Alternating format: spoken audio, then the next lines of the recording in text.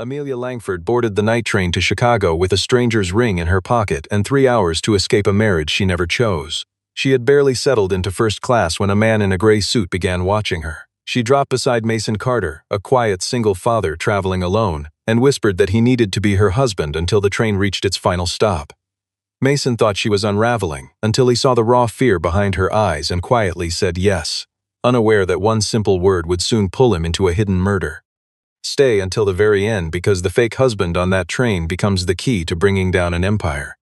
Amelia Langford was the youngest chief executive Langford Global had ever seen, and on that particular night she had made herself as invisible as possible.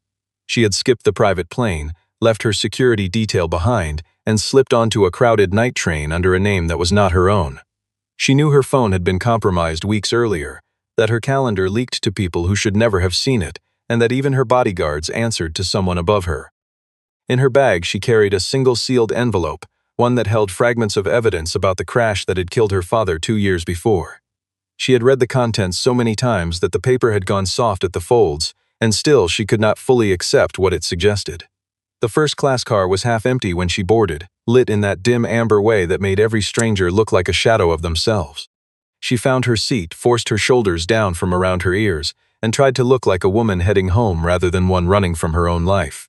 It took less than 10 minutes for her stomach to drop. A man in a gray suit had taken a seat near the door, and though he pretended to read a newspaper, his eyes kept lifting toward her in a way that felt deliberate rather than accidental. She recognized the posture. It was the posture of someone paid to watch. A few rows ahead, Mason Carter sat with his forehead resting against the cold window glass, half asleep and fully unaware that his quiet evening was about to end. He was a single father, though nothing in his appearance advertised the fact beyond the tired patience in his eyes and the plain, well-worn duffel bag at his feet. He worked long shifts doing security consulting for smaller firms now, a far cry from the career he once had, and he rode this particular train because it was cheaper than flying and gave him time to think. He was not thinking about danger. He was thinking about home, about the small voice waiting for him there, and about how much he wanted this trip to be ordinary. It did not stay ordinary for long.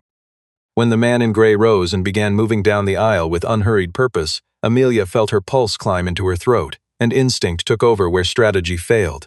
She stood, walked 3 rows forward, and lowered herself into the empty seat beside Mason Carter as though she had always intended to sit there.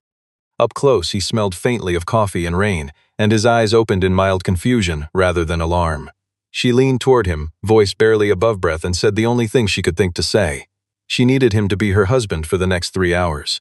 Mason blinked at her, certain for one long second that he had misheard or that she had mistaken him for someone else entirely. Then he saw the tremor in her hands and the small, cheap ring she pressed into her own palm like a lifeline, and something in him shifted. He had spent years reading people under pressure, watching for the difference between performance and genuine fear, and what he saw on her face was unmistakably real. He did not know her name yet, did not know what she was running from, and had no reason at all to help a stranger dressed like money on a train full of ordinary people. Still, he found himself nodding once, slow and deliberate, the way a man agrees to something he already suspects will cost him more than he expects. The ring slid onto her finger faster than any promise she had ever made, and Amelia let her head tip against Mason's shoulder as though the two of them had traveled 1,000 miles together instead of 3 rows. She kept her eyes half closed, watching the aisle through her lashes, while her whole body performed the practiced ease of a woman who trusted the man beside her completely. It was a strange kind of acting, one that required her to borrow comfort she did not feel and hand it back out convincingly enough that a stranger's suspicion would slide right off her. She had negotiated boardrooms full of hostile investors without flinching, yet nothing had prepared her for pretending intimacy with a man whose last name she still did not know.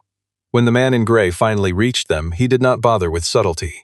He asked, in a voice pitched just for her, who exactly she was traveling with tonight. Mason answered before she could open her mouth, his tone flat and unbothered, informing the stranger that she was his wife and that he would appreciate a little space. There was nothing performed in the way he said it. It came out plain and certain, like a fact rather than a lie, and Amelia felt something close to shock ripple beneath her practiced calm. She had expected nerves, hesitation, maybe even a flicker of doubt that would give them both away. Instead, she got a wall. The stranger lingered a moment longer, studying them both with the flat patience of someone used to being obeyed, then retreated toward the rear of the car without another word. He did not leave the train car entirely. He simply repositioned himself near the connecting doors, arms crossed, clearly willing to wait out whatever game was being played. Mason watched him go with a stillness that unsettled Amelia more than any panic would have. His eyes tracked exits, reflections in the dark windows, the particular way the man's jacket hung slightly heavier on one side. He was cataloging threats the way most people catalog grocery lists, without visible effort, and Amelia understood in that moment that the man beside her was not an ordinary passenger. She tried, once the tension eased slightly, to offer him money, sliding a folded bill toward his hand with the practiced ease of someone accustomed to solving problems with a checkbook. Mason looked at the bill, then at her, and gently pushed her hand back without taking it. He told her, in a voice that carried no warmth and no cruelty either, that he was not interested in being paid to lie. He said he had simply seen someone who looked cornered, and that he had never been able to walk past that particular kind of fear without doing something about it. Amelia studied his profile in the low light and realized she had misjudged him from the very first glance, mistaking quiet for simple and stillness for weakness. Slowly, carefully, she began offering pieces of the truth, choosing her words the way a person crosses thin ice, testing each one before trusting it to hold her weight. She told him she was being forced into a marriage she had never agreed to, an arrangement engineered by a business partner who controlled enough shares in her family's company to make refusal dangerous. She did not yet say his name. She did not yet explain the envelope in her bag or the years of grief buried beneath her composure. But she said enough that Mason's expression changed, hardening into something more focused, more alert. He understood, faster than she expected, that this was not a domestic complaint or a lover's quarrel playing out in public.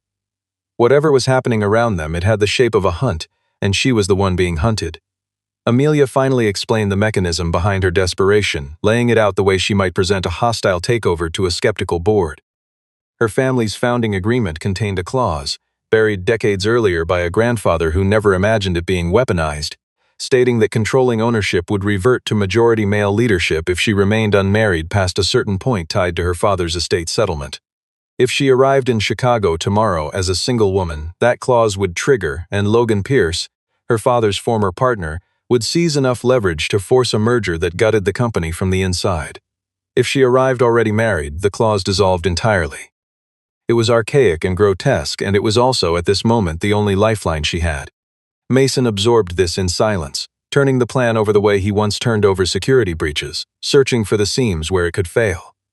He told her plainly that pretending to be married for 3 hours on a train was one thing, but that surviving scrutiny from lawyers, boards, and men with real power was another animal entirely. Amelia did not disagree. She admitted with a raw honestness that surprised her that she had no one left to call for help. Her attorney had grown suspiciously silent in recent weeks. Her longtime assistant had vanished without explanation. The board that once respected her had begun exchanging glances behind closed doors, the kind of glances that meant a decision had already been made without her.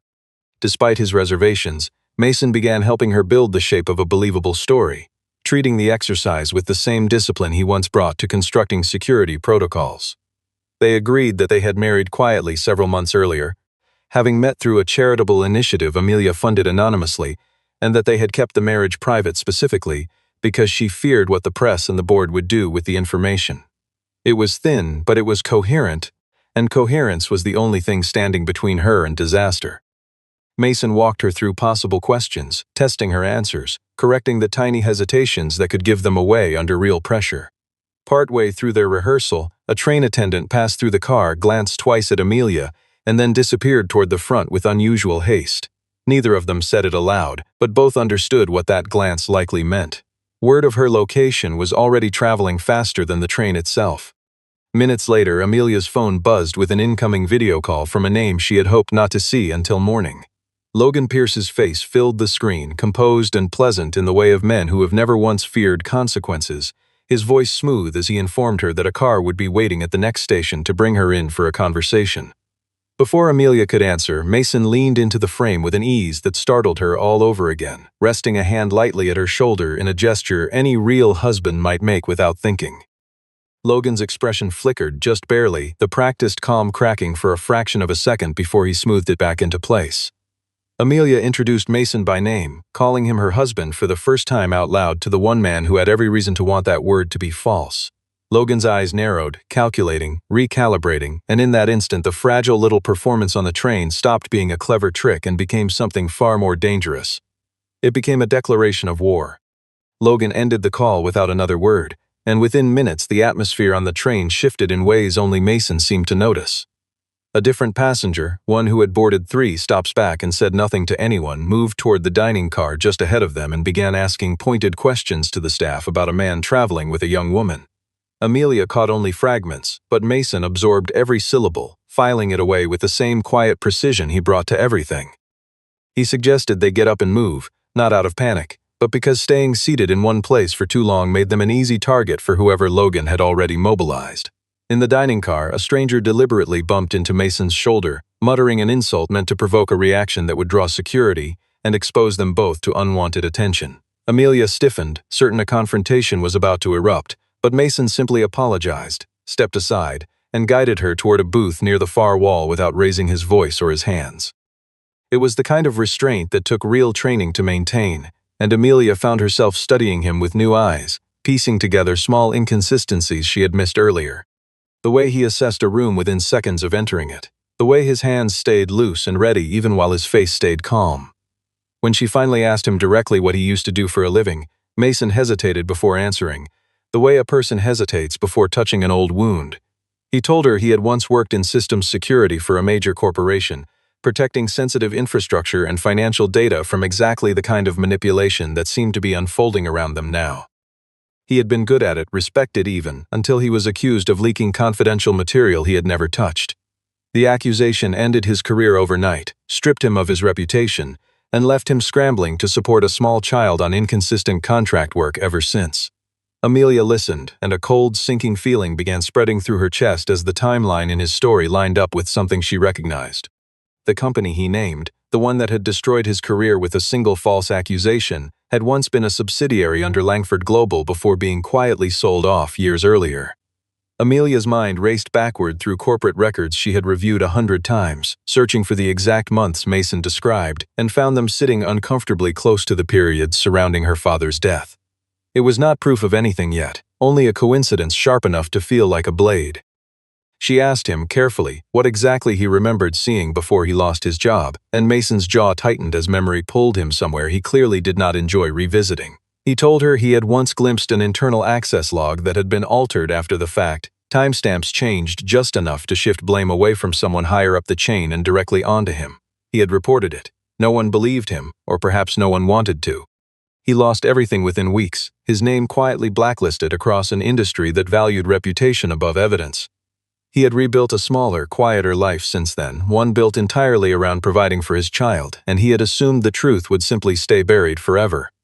Sitting across from Amelia now, watching her face pale with dawning recognition, he began to suspect that assumption had just been proven wrong. There had been a period, he admitted quietly, when the humiliation of losing everything nearly broke him entirely, when he lay awake replaying every meeting and every email, searching for the moment he could have defended himself better. He described the strange, hollow feeling of watching former colleagues cross the street to avoid him, of explaining to landlords and lenders why his once impressive resume now looked like a warning sign rather than a credential. He had not spoken about any of this in years, and saying it now to a stranger on a train felt oddly like setting down a weight he had carried so long he had forgotten it was heavy at all. Amelia listened without interrupting, aware that anything she said in that moment risked sounding like an apology she had no right to offer yet.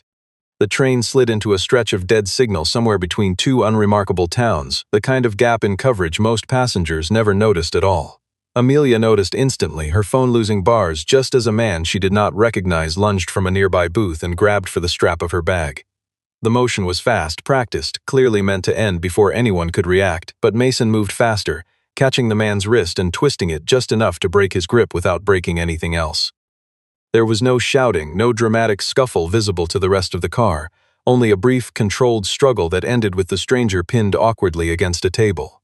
In the chaos of the brief struggle, the sealed envelope slipped from Amelia's bag and hit the floor, its contents spilling loose across the aisle in full view of anyone who cared to look. Amelia dropped to her knees, gathering pages with shaking hands, and Mason crouched beside her to help, his eyes catching on something before hers did. Among the financial statements, the falsified signature comparisons, and the fragments of a shareholder ledger, there was a project code stamped across one corner of a document, a string of letters and numbers that meant nothing to Amelia, but clearly meant something to him. Mason went very still, staring at that code the way a person stares at a name from a nightmare they thought they had escaped. He told her quietly that this exact code belonged to the project he had supposedly compromised, the very project whose falsified access logs had ended his career years earlier. It was not a coincidence anymore. The same signature style, the same manipulated internal trail, and now this shared identifier all pointed toward a single conclusion neither of them wanted to say aloud. Whoever had destroyed Mason's reputation and whoever had likely orchestrated the death of Amelia's father were, in all probability, the very same person. A conductor eventually pulled the attacker off the floor and marched him toward the front of the train, promising he would be handed over to authorities at the next stop. Within minutes, though, Amelia watched through the connecting door glass as another man in a dark coat intercepted the conductor in the vestibule, exchanged a few quiet words, and walked the attacker calmly off in the opposite direction instead. It became painfully clear that whoever was orchestrating this had people planted well beyond the two strangers they had already noticed. The entire train had begun to feel less like a place of escape and more like a corridor lined with hidden doors, any one of which might open onto danger. Mason suggested switching cars entirely, putting distance between themselves and whoever might still be watching, but Amelia shook her head, explaining that changing seats would not solve the deeper problem waiting for her in Chicago. The real evidence, the material that could actually prove what had happened to her father, sat locked inside a hotel safe she had arranged weeks in advance, untouched by anyone at the company. If she did not reach that hotel and retrieve it before the shareholder meeting scheduled for morning, Logan Pierce would have every legal opening he needed to seize control of Langford Global entirely, and there would be no undoing it afterward. A message arrived on Amelia's phone the moment signal returned, sharp and unmistakably from Logan, warning her that if she did not abandon whatever game she was playing, the man beside her would find his life dismantled a second time, and far more thoroughly than the first. Amelia read it twice, her stomach twisting with guilt she had no right to feel yet felt anyway, and immediately told Mason he should walk away at the next stop while he still could. She had already dragged him into danger without his consent, and the thought of causing him further harm sat heavier on her than any threat aimed at herself. Mason refused, and his refusal came without hesitation or dramatics, only quiet certainty. He told her that he had spent years accepting a false version of his own story because he lacked the proof to fight back, and that whatever was unfolding tonight might finally offer him the one thing he had wanted more than any apology or reinstatement. He wanted the truth exposed, plainly and permanently, and he was not willing to walk away from the first real chance he had seen in years just because the road ahead looked dangerous. Amelia searched his face for doubt and found none. They spent the next stretch of the journey refining their story with the focus of two people building a shared alibi rather than a marriage, anticipating every question a suspicious lawyer or board member might throw at them. Their preparation proved necessary sooner than expected, because at the following station a lawyer representing Logan's interests boarded the train directly, armed with a folder of documents and a tone that assumed compliance before it had even been requested. He informed Amelia with practiced condescension that she needed to sign a waiver relinquishing any inheritance claims tied to her father's estate before the meeting in the morning.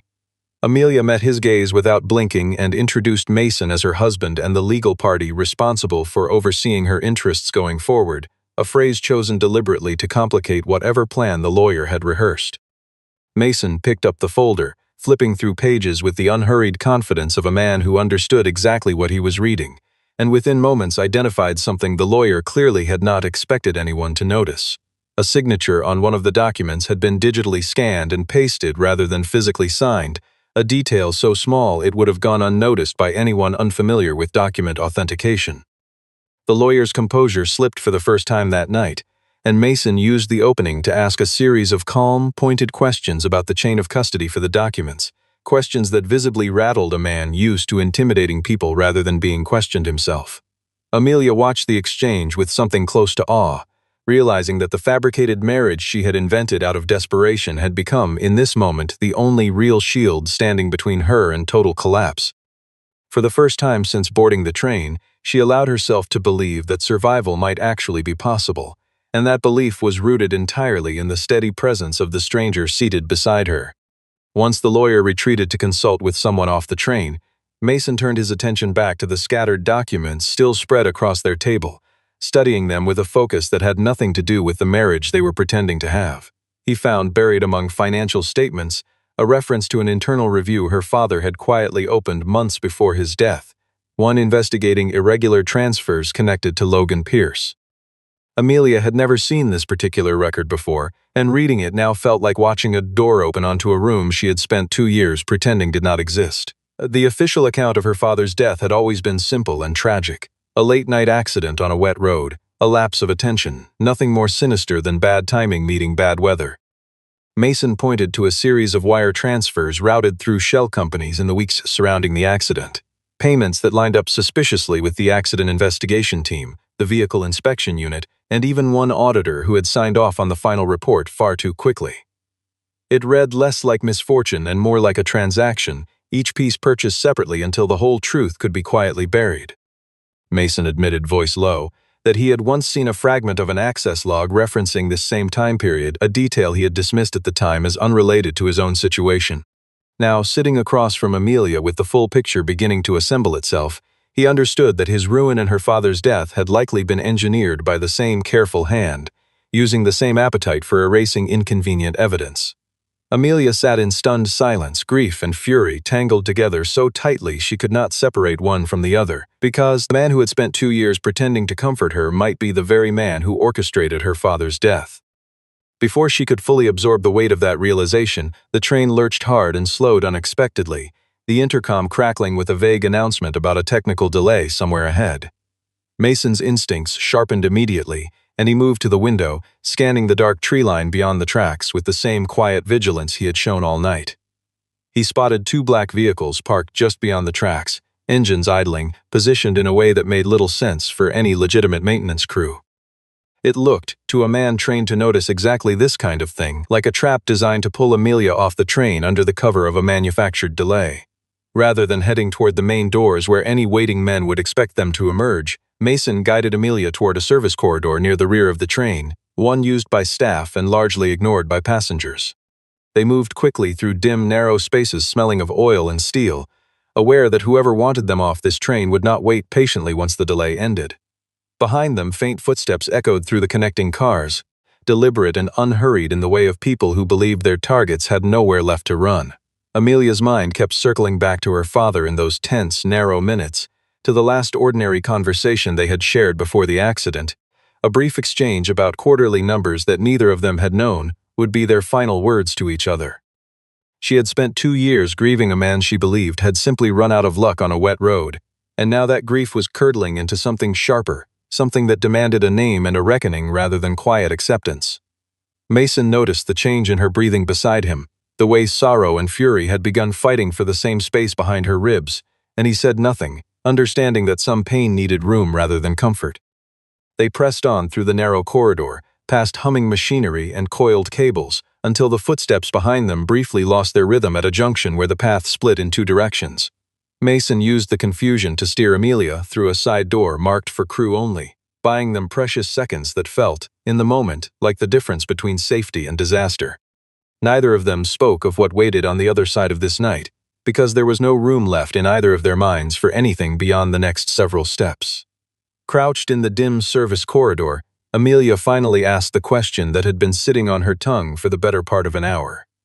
She wanted to know how a man who claimed to be nothing more than a tired single father could move through danger with this much composure, reading threats and exits like a language he had never forgotten. Mason exhaled slowly, the sound of it heavier than any answer, and admitted that before the accusation destroyed his career, he had spent years protecting sensitive financial systems for institutions that could not afford a single mistake. That work had trained something into him that never fully went away, even after everything else had been taken. He told her, with a bluntness that stung more than any accusation could, that since losing everything he had stopped trusting people who moved through the world the way she once had, insulated by wealth and boardrooms and assistants who absorbed every inconvenience before it reached her. Amelia did not argue. She recognized, with painful clarity, that she had spent years benefiting from a system that had quietly crushed men like him without ever asking whether the crushing was justified. She said nothing in her own defense because for once she understood that defending herself was not the point. Mason did not offer forgiveness, and he did not pretend that one dangerous night together erased years of injustice, but something in his posture softened slightly as he spoke. He said the only thing he had ever wanted, more than compensation or apology, was for the truth to be known plainly without spin or convenient omission. Amelia promised that if they survived this night, she would personally reopen his case and ensure the record reflected what had actually happened rather than the story that had been convenient at the time. Mason studied her for a long moment before answering. He told her plainly that he did not need a promise wrapped in pretty language, only a willingness to stand in front of people who intimidated her and say the truth out loud, no matter how costly that honesty became. Something between them shifted in that narrow, oil-scented corridor, not romance exactly, but a kind of trust forged the way trust often is under pressure rather than comfort. Amelia found herself believing, for reasons she could not fully explain, that this stranger's word meant more than every signed contract sitting in her office back home. In a rare moment of vulnerability, Mason mentioned, almost in passing, that he could not afford to die a coward tonight, because there was someone waiting for him who deserved a father worth being proud of. He did not elaborate further, and Amelia did not ask him to, understanding instinctively that some things were too precious to be handed over as leverage even in a moment this desperate. The remark lingered between them as they pressed forward through the corridor, a small, quiet reminder that everything happening tonight carried consequences reaching far beyond either of their individual lives. The train pulled into Chicago earlier than the printed schedule promised, and the platform beneath the station lights was already dotted with men who did not belong to any welcoming committee. Amelia recognized the particular stillness of hired muscle trying to look casual, and she felt Mason's hand settle lightly at the small of her back, a gesture that read to any observer as tenderness but functioned, in truth, as quiet coordination between two people determined to walk through danger without flinching. They moved together through the crowd, playing the part of an ordinary married couple returning from a trip, and it worked long enough to get them halfway across the terminal. Logan Pierce was waiting near the far exit, dressed as impeccably as ever. His smile stretched thin over something colder underneath. He offered congratulations on the marriage with a tone so smooth it barely registered as mockery, then asked, almost casually, whether Amelia would mind producing the official marriage certificate for the board's records. Amelia felt her throat tighten, because this was the exact gap in their story neither of them had managed to fully close during the long night on the train. For one terrible second, she thought the entire plan was about to collapse in the middle of a public terminal. Mason stepped forward before the silence could stretch too long, producing on his phone a notarized emergency affidavit, hastily arranged through an old contact who still owed him a favor from better days, one that legally acknowledged their union pending full documentation review. It was not a real marriage certificate, and both of them knew it would not survive deep scrutiny forever, but it was enough, under the letter of the law, to delay any immediate transfer of shares until a court could formally verify the claim.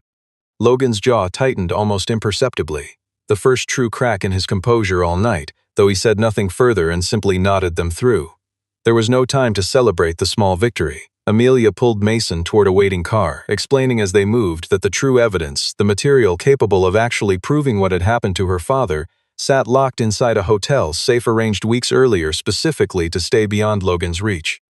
They arrived at the hotel breathless, adrenaline finally beginning to fray at the edges of Amelia's composure, only to find the safe standing open and completely empty when hotel security finally let them into the room.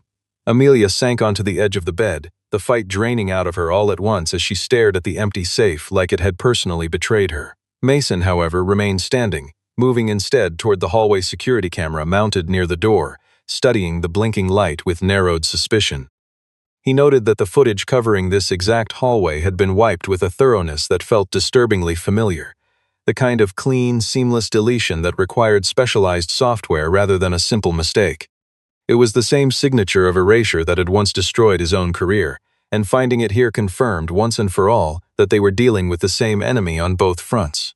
Amelia pressed her palms against her eyes, trying to think past the exhaustion pulling at every edge of her mind, and forced herself to consider what remained instead of what had been taken. If the physical evidence was gone, then the only path left ran directly through the boardroom itself, through the very people who had spent 2 years believing whatever version of events was most convenient for them. It was a thinner path than she had hoped for, built on testimony and half-proven suspicion rather than sealed documents, but Mason reminded her quietly that thin paths had carried them this far already. There was still time before the meeting, barely enough to build something out of nothing, and neither of them intended to waste a single minute of it. Amelia walked into the Langford Global boardroom at dawn looking hollowed out by exhaustion, her clothes wrinkled and her nerves stretched thin, yet something steady had settled behind her eyes that had not been there the night before. Logan rose to greet the room first, painting a careful picture of a woman unraveling under pressure. Someone who had invented an implausible marriage overnight in a desperate bid to dodge accountability for the company's declining position. Several board members exchanged glances that told Amelia exactly which way the room was already leaning before a single vote had been cast. Logan gestured toward Mason with barely concealed contempt, describing him to the assembled board as a struggling single father hired for the evening to perform a convenient fiction. A ripple of quiet laughter moved through a few corners of the room, the kind of laughter reserved for people the powerful have already decided do not matter. Mason absorbed the insult without visible reaction, standing calmly at Amelia's side, and when the moment finally came for him to speak, his voice carried none of the defensiveness the room seemed to expect from him. He requested, simply and without drama, that someone pull up the original server access logs from the period surrounding the falsified accusation that had once ended his career. Logan smiled thinly, confident the request was harmless, since every trace of that particular data had been deleted years earlier under his careful direction. What Logan did not know, and what Mason had never told anyone until this exact moment, was that he had built a hidden cold storage backup into that very system long before his downfall, a safeguard so obscure that only its original architect would ever think to look for it. The data appeared on the boardroom screen slowly at first, then all at once, revealing forged signatures, a trail of shell company transfers, direct instructions to alter the original accident report, and a series of private messages bearing Logan's own account credentials. Amelia stood and addressed the room directly, her voice steady despite the tremor still living somewhere beneath her ribs, formally accusing Logan Pierce of orchestrating her father's death and manipulating company records to seize control for himself. The silence that followed was total, broken only by the soft mechanical hum of the screen still displaying evidence no one in that room could argue away.